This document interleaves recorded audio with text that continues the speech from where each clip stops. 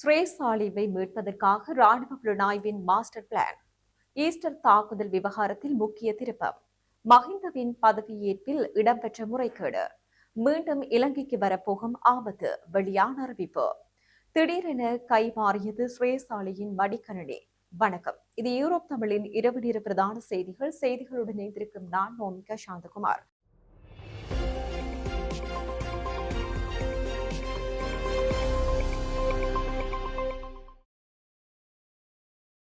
இனி தொடர்பான விரிவான செய்திகள். ஸ்ரேசாலிவை மீட்பதற்காக ராணுவ புலனாய்வு பிரிவால் மிக துல்லியமான மற்றும் கடும் ரகசியமான நடவடிக்கை ஒன்று முன்னெடுக்கப்பட்டுள்ளதாக மிக பயங்கரமான தகவல் ஒன்று வெளிவந்துள்ளது. இந்த தகவலை லங்கா நியூஸ் இணையதளம் வெளியிட்டுள்ளது.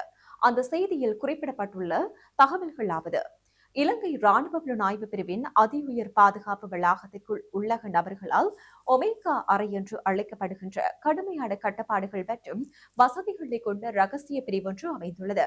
இந்த பிரிவானது ராணுவத்தினரால் உத்தியோகபூர்வமாக அங்கீகரிக்கப்பட்ட எந்த ஒரு பிரிவிலிருந்தும் முற்றிலும் வேறுபட்ட ஒன்றாகும். இதற்குள் தேர்ந்தெடுக்கப்பட்ட ஒரு சிலருக்கு மாத்திரமே நுழைவதற்கு அனுமதி உள்ளதோடு சாதாரண ராணுவ பணியாளர்கள் உள்ளே நுழைவது தடை செய்யப்பட்டுள்ளது.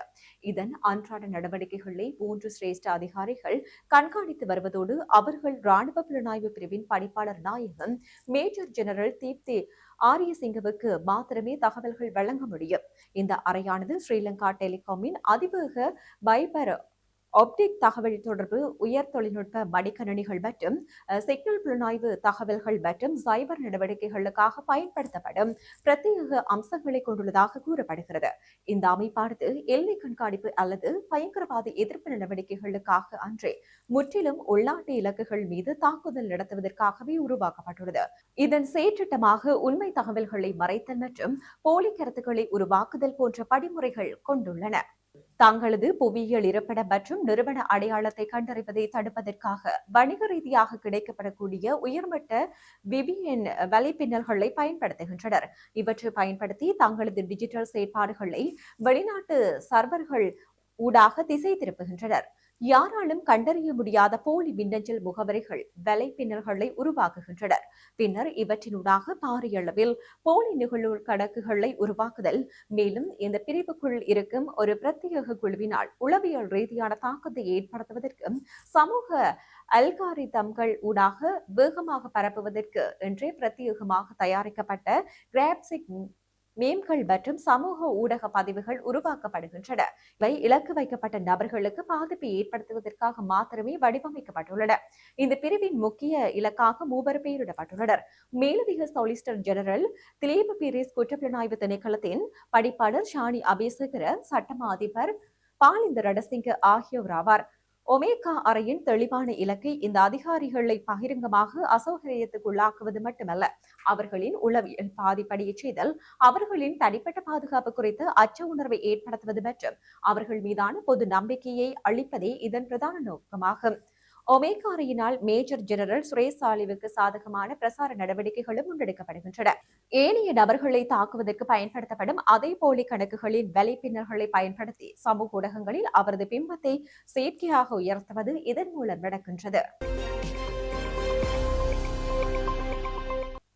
ஈஸ்டர் தாக்குதலை மையமாக வைத்து தனது பதவி காலத்தை நீடித்துக் கொள்ள கர்தினால் வெல்கம் பிரான்சித் முயன்றதாக உதய கம்மன்பில குற்றம் சாட்டியுள்ளார். மேலும் அருட்தந்தை இஸ்ரேல் காமினியிடம் கம்மன்பில 10 கேள்விகளை முன்வைத்துள்ளார். இதில் ஈஸ்டர் தாக்குதலின் பின்னணியில் உள்ள சூத்திரதாரிகள், ஸ்ரேசாலி தொடர்பான குற்றச்சாட்டுகள் மற்றும் விசாரணைகளில் அரசியல்வாதிகளின் தலையீடு குறித்த விவாதங்கள் தொடர்பில் கேள்விகள் முன்வைத்துள்ளார். ஈஸ்டர் தாக்குதலால் அரசியல் ரீதியாக கோட்டாபய ராஜபக்ஷ பயன்பெற்றார் என்பதை கம்மன்பில மறுத்துள்ளார். மேலும் தன்னிடம் 30 கேள்விகள் உள்ளதாகவும் இந்த கேள்விகளுக்கு அருட்தந்தை இஸ்ரேல் காமினி பதில் கூற வேண்டும் என்றும் அவர் குறிப்பிட்டுள்ளார். முன்னாள் அமைச்சரும் முன்னாள் ஆளுநருமான லக்ஷ்மன் ஜாப்ப அபேவர்த்தன உள்ளிட்ட 2 பிரதிவாதிகளுக்கு எதிராக லஞ்ச ஊழல் விசாரணை ஆணைக்குழுவால் தாக்கல் செய்யப்பட்ட வழக்கு விசாரணைக்கு எடுத்துக் கொள்ளப்பட்டுள்ளது. கொழும்பு மேல் நீதிமன்றத்தில் நேற்றைய தினம் இந்த வழக்கானது விசாரணைக்கு எடுத்துக் கொள்ளப்பட்டது. கொழும்பு மேல் நீதிமன்ற நீதிபதி ரஷாந்த கொடவெல்ல முன்பாக விசாரணைக்கு எடுத்துக் கொள்ளப்பட்ட நிலையில் அரசு தரப்பு சாட்சியாளர்களிடமிருந்து சாட்சியங்கள் பதிவு செய்யப்பட்டன.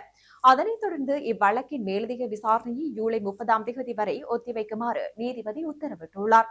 2014ஆம் ஆண்டு நவம்பர் 19ஆம் தேதியன்று முன்னாள் ஜனாதிபதி மஹிந்த ராஜபக்ஷவின் இரண்டாவது பதவியேற்பு விழாவையொட்டி 11 பத்திரிகைகளில் சிறப்பு இதழ்களை வெளியிடுவதற்காக இலங்கை முதலீட்டு சபையின் நிதியை தவறாக பயன்படுத்தியதன் மூலம் அரசாங்கத்துக்கு 10,748,877 மற்றும் 76 ரூபாய் இழப்பை ஏற்படுத்தியதாக அவர்கள் மீது குற்றம் சாட்டப்பட்டுள்ளது.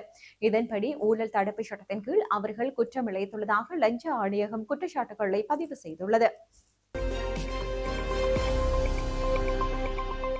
எல்னினோ நிலைமையின் தாக்கம் தற்போது ஆரம்பமாகியுள்ளதாக வளிமண்டலவியல் திணைக்களம் தெரிவித்துள்ளது. நாட்டின் தற்போதைய வானிலை மாற்றம் மற்றும் எல்னினோ நிலைமை குறித்து வளிமண்டலவியல் திணைக்களத்தின் பணிப்பாளர் மெரில் மெண்டிஸ் முக்கிய அறிவிப்பொன்றை விடுத்துள்ளார். தென்மேற்கு பருவக்காற்று நிலைமை நாட்டில் நிலவிய போதிலும் மத்திய வெளிநாட்டு பகுதிகளில் பெய்யும் மழையின் அளவு குறைவடைந்து வருவதால் எல்னினோ நிலைமை ஆரம்பமாகியுள்ளதாக தெரிவித்துள்ளார். வளிமண்டலவியல் திணைக்களத்தில் நடைபெற்ற ஊடகவியலாளர் சந்திப்பின் போதே அவர் இந்த விடயங்களை பகிர்ந்து கொண்டார். எல்னினோ நிலைமையின் பலத்த தாக்கம் இம்மாதங்களில் நாட்டில் எதிரொலிக்கும் எனவும் இந்த கால பகுதியில் மழையின் அளவு அதிகரிக்கக்கூடும் எனவும் அவர் தெரிவித்துள்ளார். இந்த கால பகுதியில் கடுமையான வறட்சி நிலவ வாய்ப்புள்ளதுடன் வெப்பநிலையும் கணிசமாக உயரக்கூடும் எனவும் எதிர்வு கூறப்பட்டுள்ளது.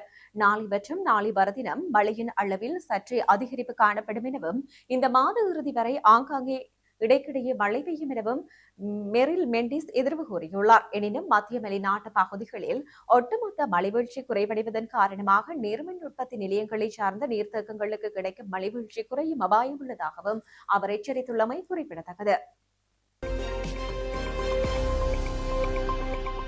அரசு புலனாய்வு தலைவர் மேஜர் ஜெனரல் சுரேசாலே ராணுவத்தில் இருந்து ஓய்வு பெற்ற போது தனது மடிக்கணினிகள் மற்றும் கைபேசிகள் உள்ளிட்ட அனைத்து உத்தியோகபூர்வ உடைமைகளையும் ராணுவ தளபதியிடம் முறையாக ஒப்படைத்துள்ளார் என அவரது வழக்கறிஞர் சஞ்சீவ வீரவிக்ரம தெரிவித்துள்ளார். 3 ஆண்டுகளுக்கு முன்பு சுரேசாலே ராணுவத்தில் இருந்து விலகிய போது தனது சீருடை குறிப்பேடுகள், உத்தியோகபூர்வ அறிக்கைகள், பாதுகாப்புக்காக வழங்கப்பட்ட துப்பாக்கிகள், வாகனங்கள் மற்றும் அனைத்து டிஜிட்டல் சாதனங்களையும் ராணுவ தளபதியிடம் ஒப்படைத்தார் என வழக்கறிஞர் குறிப்பிட்டார். இதுகுறித்து குற்றப்புலனாய்வுத்துறை தகவல் அறிய விரும்பினால் அது ராணுவ தளபதியை வரவழைத்து பொருட்கள் முறையாக ஒப்படைக்கப்பட்டுள்ளனவா என விசாரிக்கலாம். தற்போது நடைபெற்று வரும் எந்தவொரு விசாரணைக்கும் தொடர்புடைய எந்த உபகரணமும் சுரேசாலேவிடம் இல்லை என்பதை அவர் உறுதிப்படுத்தியுள்ளார். சாலேவிடம் தற்போது ஒரு HP மடிக்கணினியும் 2024ஆம் ஆண்டில் வாங்கப்பட்ட ஒரு iPhone 12 கைபேசியும் மாத்திரமே உள்ளன எனவும் இவை இந்த விசாரணைகளுக்கு தொடர்புடைய காலத்திற்கு பிற்பட்டு வாங்கப்பட்டவை எனவும் வழக்கறிஞர் தெரிவித்தார். மேலும் அந்த சாதனங்களில் சாலேவிக்கும் அவரது மனைவிக்கும் இடையேயான தனிப்பட்ட உரையாடல்கள் மற்றும் அவரது மகளின் புகைப்படங்கள் போன்ற தனிப்பட்ட தரவுகள் உள்ளன எனவும் அவர் குறிப்பிட்டார். இந்த தனிப்பட்ட சாதனங்களின் கடவுச்சொற்களை வழங்காத முடிவு தனியுரிமை மற்றும் தரவு பாதுகாப்பு உரிமையின் அடிப்படையில் எடுக்கப்பட்டுள்ளது என வழக்கறிஞர் குறிப்பிட்டார். ஒரு தனிநபரின் எந்தவொரு குற்றச்செயலிலும் உள்ள தொடர்பை உறுதிப்படுத்தாமல் அவரது தனிப்பட்ட தரவுகளை, குடும்ப தகவல்களையும் பெறுவதற்கு குற்றப்புலனாய்வுத்துறைக்கு சட்டப்பூர்வ உரிமை இல்லை எனவும் அத்தகைய தரவுகளை பெறுவதற்கு நீதிபதியிடம் தெரிவிக்கப்பட்டு முறையான அனுமதி பெறப்பட வேண்டும் எனவும் அவர் சுட்டிக்காட்டியுள்ளார்.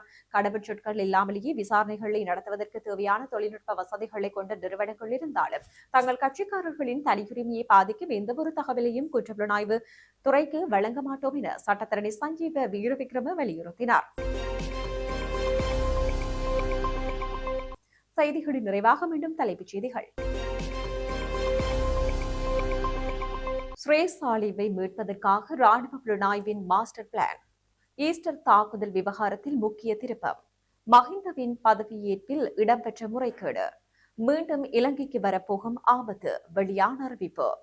திடீரென கைமாறியது சுரேசாலேயின் மடிக்கணினி. இத்துடன் யூரோப் தமிழின் இரவு நேர பிரதான செய்திகள் நிறைவு பெற்றன. வணக்கம்.